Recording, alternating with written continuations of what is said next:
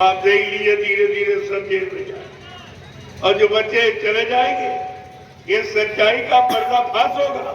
दूध का दूध और पानी का पानी कि सच्चा साधु और सच्चा महात्मा और सच्चा संत और सदगुरु कौन है जो तुम्हारे समाज की और परिवार की का सुधार करे और साथ साथ में तुम्हारी जीवात्मा का उद्धार करे। ये दोनों काम कौन करेगा? यहाँ तो तुम्हारा एक भी काम कोई नहीं कर सकता। अभी आपको पारिवारिक शारीरिक व्यवहारिक सुख आपको नहीं मिला, उसी से आप परेशान हो, तो ये परमार्थिक सुख कौन देगा? और बाबा जी ने आपसे दोनों वादे किए जो किसी ने नहीं किए और कोई कर भी नहीं सकता। बाबा जी ने दोनों वादे आपसे कहा था, मैं कलयुग को भगाऊंगा और सतयुग को लाऊंगा।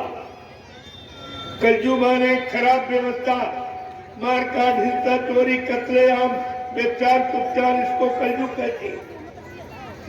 का इस व्यवस्था को समाप्त करूंगा और सतयुग लाऊंगा, यानी सबके लिए सत्य और न्याय और रोजी और रोटी की व्यवस्था करूंगा। ये दोनों काम किसी के बस के नहीं, ना कोई राजनीति नेता और न कोई धार्मिक महात्मा ये दोनों काम कर सकता। आज ब्रह्मयोग परीक्षा की घड़ी आ गई। बाबा जी ने पहले कहा था आगे सबकी परीक्षा होगी। तुम ये मत सोचो कि कोई देख नहीं रहा, कोई सुन नहीं रहा। अरे देखने वाला तुम्हारे अंदर तुम्हारी जीवात्मा बैठी, वो सब देख रही है। सुबह शाम तक आप कितना अच्छा करते हो, कितना बुरा करते हो, कितना पाप करते हो, कितना पुण्य करते हो, कितना अशुभ करते हो, कितना अशुभ करते हो, तुम्हारी जीवात्मा तुम्हारे अंदर बैठी देख रही। बाबा जी ने एक मोटा इशारा किया था कि बच्चा तुम्हारे पीछे कुदरत ने कैमरा लगा दिया, वो तुम्हारे 24 घंटे की सारी घटनाओं को नोट कर रहा है। इस इशारे को कोई धर्मात्मा कोई बात मत समझ पाए, बेदारी कितना बड़ा इशारा था। ये किसी को नहीं मालूम है, न ज्ञानी को न विज्ञानी को, तुम्हारे अंदर कौन सा कैमरा लगा। वो है परमात्मा की जीवात्मा। ये सच्चा कैमरा, ये सच्चाई नोट करेगी और सारी सच्चाई तुम्हारे कर्मों की जब ये शरीर से जीवात्मा निकल के दरबार में जाएगी तो वो सारी तुम्हारी कर्मों की वही पेश कर देगी। वहां तुम्हें कोई बचाने वाला नहीं, वहां तुम झूठ भी नहीं बोल सकते हो कि मैंने नहीं किया। वो तारीख बाई तारीख आपको बताएगी कि इस तारीख इस दिन इस सन में आपने इस समय ये किया। इतना सच्चा कैमरा तुम्हारे पास। कहा इंसान के बनाए कैमरे से तुम डरते हो और जो भगवान का कैमरा तुम्हारे सबके अंदर जीवात्मा बैठी, उससे आपको कोई डर नहीं है, क्योंकि वो दिखाई नहीं, तुम देख नहीं पा रहे हो। अपने अंदर शरीर में बैठी जीवात्मा को नहीं देख पा रहे हो, तो तुम औरों को क्या देखते हो?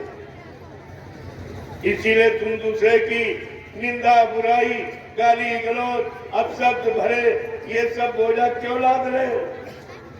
जितना ज्यादा किसी को अपशब्द कहोगे, बिना देखे बिना सोचे बिना समझे, ये कर्मों का बोझा तुम्हारे ऊपर लगेगा।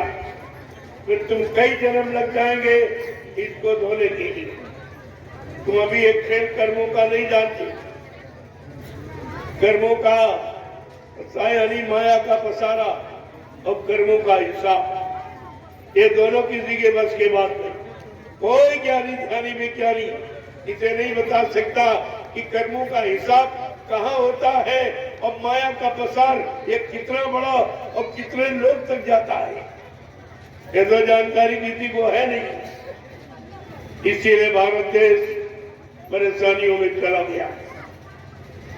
जहाँ ऋषि मुनियों ने तपस्या की, ये तपोभूमि है उत्तर प्रदेश उत्तराखंड, ये ऋषि मुनि की योगियों की अवतारी शक्तियों की और संत महात्मा फकीरों की ये योग भूमि है। यहाँ पर कोई बीमारी नहीं आनी चाहिए, कोई परेशानी नहीं आनी चाहिए, कोई दुख तकलीफ जीवन में नहीं आना चाहिए, लेकिन आपने उनकी बात नहीं मानी। सब मनमानी में जुट गए आप। जो इच्छा में आए वह कहने लगे, जो चाहे वो देखने लगे और सुनने लगे। कोई विचार नहीं, कोई मतलब यानी बुद्धिमत्ता नहीं, कोई सोच नहीं आपके अंदर। ये कब तक दूसरे का बोझा ढोते रहो? इसकी निंदा, इसकी चुगली, इसकी बुराई और बिना देखे। तुमने देखा भी नहीं कि किसी ने हमारे लिए कुछ गलत किया या कहा कि नहीं कहा। ये सबसे बड़ी ये शंका डायल, ये सबसे बड़ा विनाश करती है। आपको नहीं मालूम कितनी बार बाबा जी ने कहा, बच्चा शंका मत करना, बगैर देखे किसी पर शंका मत करना।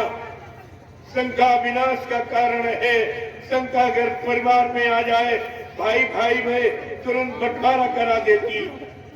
और यही शंका अगर पत्नी के बीच आ जाए, कोर्ट कचहरी मुकदमा अदालत तलाक करा देती है। इसलिए शंका से बचने के लिए त्रेता युग का इतिहास आप सबके लिए लिखा गया। ओ विद्वान ब्राह्मण रावण 4 वेद 6 7 18 पुराणों का ज्ञाता, तुम इतने ज्ञाता भी नहीं। और जिसने उत्तम कुल पुलस्त कर नाती, शिव विरंच पूजे को भाती, इतना कुलीन ब्राह्मण जो भूते न भविष्यते, न कभी हुआ न आगे कभी होगा। पुलस्त ऋषि के परिवार था और जिसने अपनी अखंड तपस्या, साधना, आराधना से ब्रह्मा विष्णु महादेव को वश में कर लिया था। लेकिन प्रेमियों, जब वो शंका से नहीं बच पाया तो तुम तो कुछ भी नहीं हो। तुम्हारे पास तो कोई शक्ति बनती नहीं है। वो नहीं बच पाया। समय के जगह नाम में शंका से क्या शंका की कि जो ऋषि मुनियों ने राम नाम जगाया, उस राम नाम को भगवान का नाम नहीं माना। कहा ये भगवान का नाम नहीं और ये राम भगवान नहीं। बस इसी शंका में सोने की लंका चली गई। शंका में लंका खो बैठा और तुमने समरस सदगुरु में शंका की, उनके वचनों में शंका की और तुमने गुरु की दया खो दी। ये तो बहुत कठिन है। दया तो रुपए पैसे से मोल भी नहीं मिलती। तो आपने अपना कितना भारी नुकसान किया और आज भी तुम्हारी बुद्धि में नहीं आ रहा कि हमने नुकसान किया कि नहीं किया। इसलिए शंका से बच के रहो। शंका डायन कान खाया, जो जग जाए न व्यापी माया। कोई ऐसा नहीं है जिसको शंका निर्दशा न हो। जो संत महापुरुषों के वचनों को मान लेता है और समझ लेता है और सब पर समान श्रद्धा सेवा भाव रखता है, वो इस शंका डायन से बच पाता है। इसलिए किसी को छोड़ा नहीं है। तुम कजू के जीव क्या कर सकते? तुम्हारे पास तो कुछ ही नहीं। न कोई भक्ति है, न कोई शक्ति है, न कोई ज्ञान है, न कोई बुद्धि में विवेक है, कुछ नहीं। एकदम 0%। तुम कर ही कर सकते हो। इसलिए गंदे कमजोर जीवों के लिए कलयुग में संत पधारे।